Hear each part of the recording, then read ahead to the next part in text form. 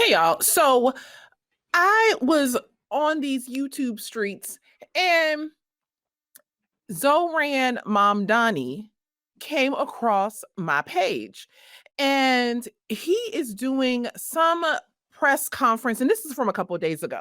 So he did some press conference, but lo and behold, who's sitting in the background?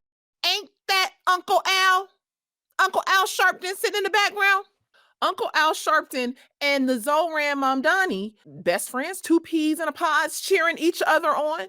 Al Sharpton is part of the Democrat Slavery Committee and keeping Black people chained to the plantation, advocating that Black people continue to abort their babies and continue to sit on welfare and, all of these things. But he's not a socialist. But why are you sitting on the platform of the socialists? You can't make it make sense. Now, Zoran, who is a Muslim socialist, an avowed socialist, but also Muslim, gets on here and decides he is going to quote scripture. He quotes Psalm 35. Weeping may endure for a night.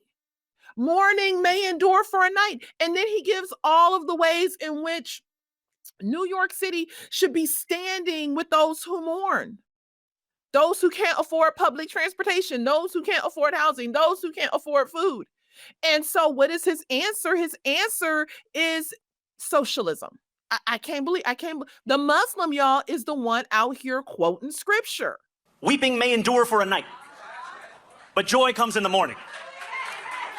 And it has been night for far too long in this city. It has been night for the 1 in 4 New Yorkers who live in poverty. It has been night for the 500,000 children who go to sleep hungry every single day. It has been night for the woman I met on the BX33 who told me, I used to love New York. Now it's just where I live. It has been night for the people who made this city what it is. Who wrote this for him? Who took scripture out of context and told this man he should use it to help bring in, and I'm sorry to say, Black Christians? Weeping may endure for a night, ... socialism. And Al Sharpton sitting back there with all the common sense God gave a cricket, just clapping him along. You guys, this is not a New York problem. I said it on X the other day. This is an American problem. We have failed to teach young people, and I'm saying young people because millennials and Gen Zs are the number one people who were polled to vote, that they would vote for socialism. Young people do not understand the threats of socialism, communism, or totalitarianism. All they see is be kind, empathy.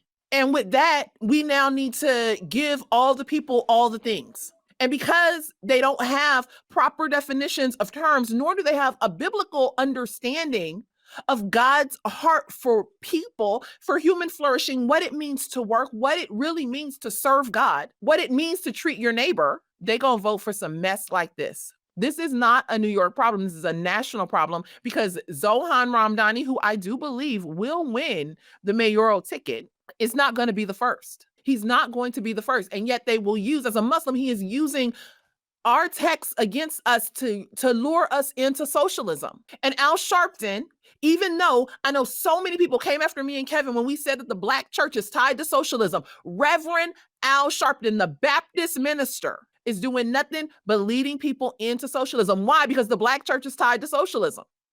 We can't make it make sense.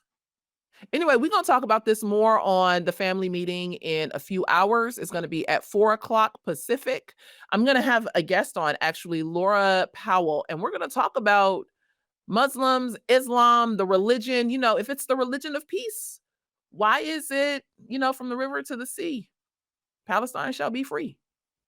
Why are they talking about death to the West, death to Jews? I have a lot of questions. And I actually think that people don't know enough about Islam. We need to understand exactly what Islam is, because just because you might sit next to someone who says that they're a Muslim, but will quote Psalm 35, maybe they're actually an infidel, or maybe they just, playing it low key. I have no idea.